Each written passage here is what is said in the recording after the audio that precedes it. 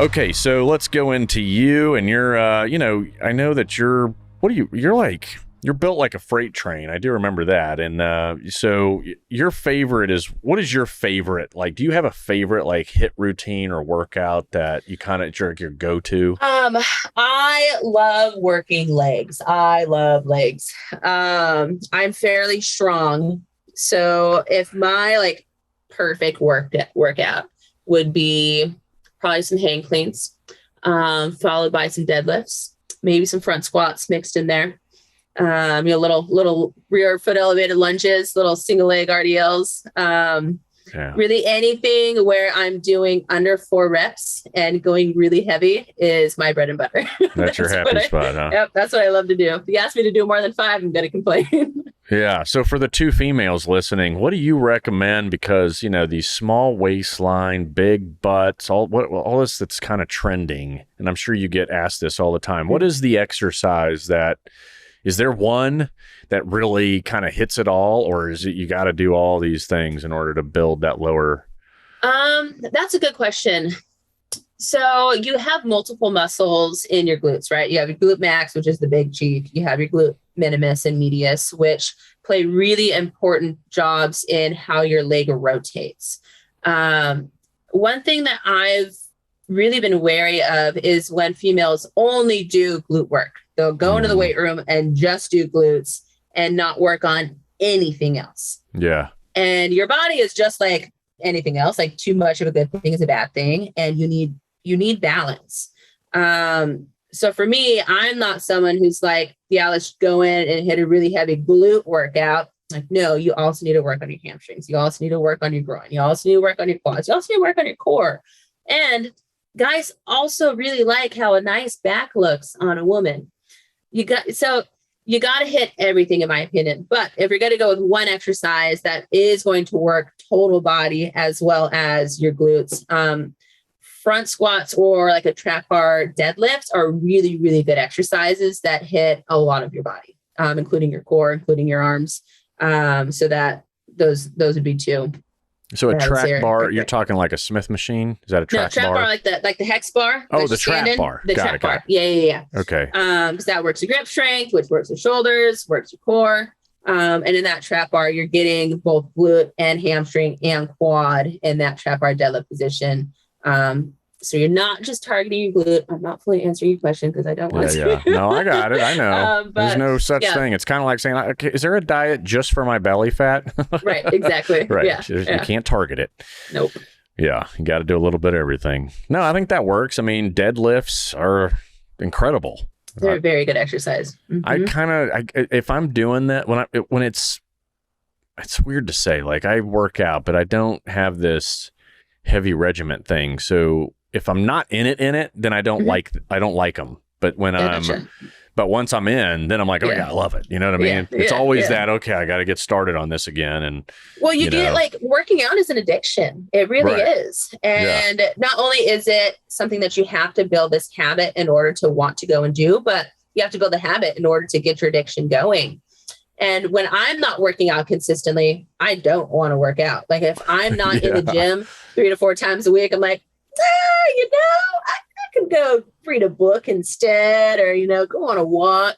So it's one of those things where you have to find that discipline in order to hold yourself accountable and train on a regular basis. But once you start and you give it 2 to 3 weeks and you're consistent in there and you realize, hey, this feels great, I feel good, that's when you get hooked. And usually the first 2 weeks are what's the hardest because you're sore. But you got to push through. Yeah. No, you're ringing the same bell. I always tell people, when they ask, hey, you're a Navy SEAL, I'm like, oh God, but just because we're SEALs doesn't mean we know shit about working out. But I do know one thing, you have to put yourself first. Mm-hmm. You have to put yourself first each day, meaning whether it's the healthy meal, it's the workout, it's all those things. Because if you don't put yourself first and do it at the beginning of the day, then the odds are it will never get done, and that's my, there you go, people. That's my New Year's resolution for you. Put yourself first. It's not about being selfish. It's just getting those things under your belt and you'll have a much happier day for it. Let's see here. So kind of getting in, you have a master's degree, right? Yep. What is it in? My master's degree is in post-secondary and higher education. So Okay. it doesn't really have a ton to do with my actual profession, but I could go be an athletic director at like a college, Gotcha. which could be pretty cool. Yeah. So tell us about, that function of cognitive and behavioral psychology piece that I think when we did some research here, the growth mindset and why it's important. That's a big question. Yeah, wow. Go ahead. I didn't study for this. Yeah. So one thing that tends to get people digging a rut for themselves is they get complacent. Mm-hmm. You get comfortable. You like where you're at because it can get easy. But what we need to realize is this is the only life we have. And if we're bored, it's our own fault. Mm-hmm. You have to continue to better yourself in multiple ways, whether that is at my job or whether that is at finding things that keep me interested in things that keep my life evolving in a way that is up. It's not just going to be flatlined. So within a growth mindset, really for me that I have been working on is finding, okay, what are my priorities and what makes me happy? That's been a really big shift in my life. And moving from Dallas out here to Seattle was I came here for a better work-life balance. I came here for the personal side of my life and being able to explore what is time outside of work. Mm-hmm. I was used to working 10 to 12 hours a day, almost every day, and not really having much time for anything else in order to grow outside of work.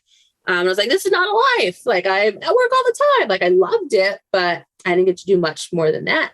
Yeah. So I took this huge leap and moved out here to Seattle where I can hike and I can kayak and I can learn to snowshoe like I did a couple weeks ago. And I can go and do all these incredible things and really be able to learn who I am and learn what my priorities are and learn, like, is this what I want to do? And that's really scary to do. It's really hard for people to want to push themselves and get out of their comfort zone because it's challenging and you have to actually think. And it's a lot easier for people to not think and to not dive introspectively and ask yourself questions. And it can be scary because you don't always like the answer that you get about yourself. So with that growth mindset, it needs to be about like, for me, what makes you happy? Because ultimately the things that set you up to be happy tend to be the things that set you up to be successful as well. Mm-hmm. So it's really just get out of your comfort zone. As much as that is like a cliche thing to say, you have to do it. And really you have to get past what is causing that fear for you, whether it be rational or irrational, and how can you overcome that fear? And typically that fear is going to be from the fear of failure or the fear of the unknown. But you have to go out there and answer the questions to what is that unknown. You just got to do it. You got to suck it up and do it. Really. Yeah, I'm with you. I think a couple of things that resonate with me that you said. Number one, the comfort zone thing. I remember training with this MMA fighter coach down in Florida.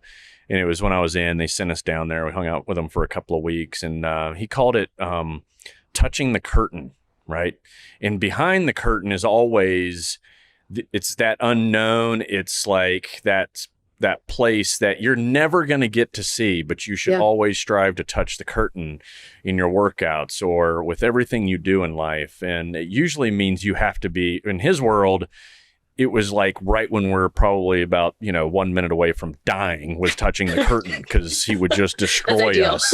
Very ideal. And you're like, what the hell? And you're on a Stairmaster with weights on, running as fast as possible.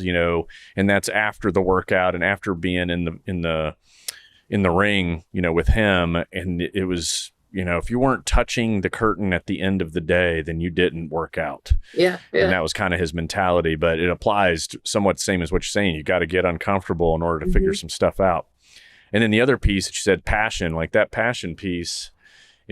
My dad used to always say, find what you're passionate about, because if you're passionate about it, then you'll probably be happy. If you're happy, then you'll be good at it. And if you're good at it, the money will follow. Because most people try to just chase down the money. They do. It doesn't work. But the reality is you gotta be passionate, then you'll be good at it. And if you're good at it, then the money will follow.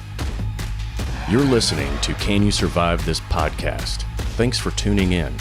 Please make sure to subscribe, rate, and share on the iHeartRadio app, Apple Podcasts, or wherever you get your favorite shows.